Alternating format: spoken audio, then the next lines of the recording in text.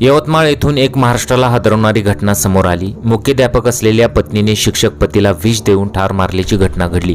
प्रेमविवाह केलेल्या या जोडप्यात लग्नाच्या काही वर्षातच खटके उडू लागले होते। त्यातूनच मुख्याध्यापिका पत्नीने पतीला विष देऊन ठार मारले। धक्कादायक बाब म्हणजे तिच्याकडे शिकवणीला येणाऱ्या विद्यार्थ्यांच्या मदतीने तिने पतीचा मृतदेह जंगलात नेऊन जाळला। मात्र काही दिवसातच शर्टच्या तुकड्यावरून आणि अंडरवेअरच्या ब्रँडवरून खुनाचा उलगडा झाला। पोलिसांनी आरोपी पत्नीसह 3 विधी संघर्षग्रस्त बालकांना ताब्यात घेतलेलं आहे। नेमकं प्रकरण काय आहे ते पहा। वर्षभरापूर्वी निधी व शंतनू यांचा प्रेमविवाह झाला होता। निधी सनराइज शाळेत मुख्याध्यापक आहे, तर शंतनू त्याच शाळेत शिक्षक होता। लग्नानंतर दोघांमध्ये काही दिवसातच खटके उडायला लागले। त्यात शंतनूला दारूचे व्यसन जडले, त्यामुळे निधीने पतीला ठार मारण्याचे ठरवले।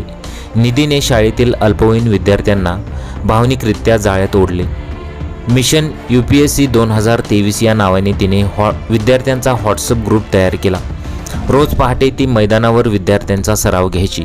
यातीलच 3 विद्यार्थ्यांची निवड करून निधीने त्यांच्या खुनाच्या प्रकरणात वापर केला। अगोदर निधीने पतीला विष दिले, त्यात त्याचा मृत्यू झाला। त्यानंतर 3 विद्यार्थ्यांना पहाटेच सरावासाठी बोलवून मृतदेहाची विल्हेवाट लावण्यास सांगितले। विद्यार्थ्यांनी दुचाकीवरून मृतदेह चौसाळच्या जंगलात नेऊन जाळला। दरम्यान शंतनू रोज जिथे दारू प्यायला जायचा तिथे तो येत नाही, म्हणून पोलिसांना तो बेपत्ता असल्याचे समजले आणि या गुंतागुंतीच्या खून प्रकरणाचा उलगडा झाला। तर दुसरीकडे यवतमाळच्या चौसाळा जंगलात एका तरुणाचा अर्धवट जळलेला मृतदेह आढळला। याबाबत पोलीस मृतदेहाची ओळख पटवण्यासाठी प्रयत्न करत होते। त्याच वेळी शंतनू देशमुख हा युवक बेपत्ता असल्याचे पोलिसांना समजले। पोलिसांनी तो ज्यांच्यासोबत दारू प्यायचा त्यांचीही चौकशी केली।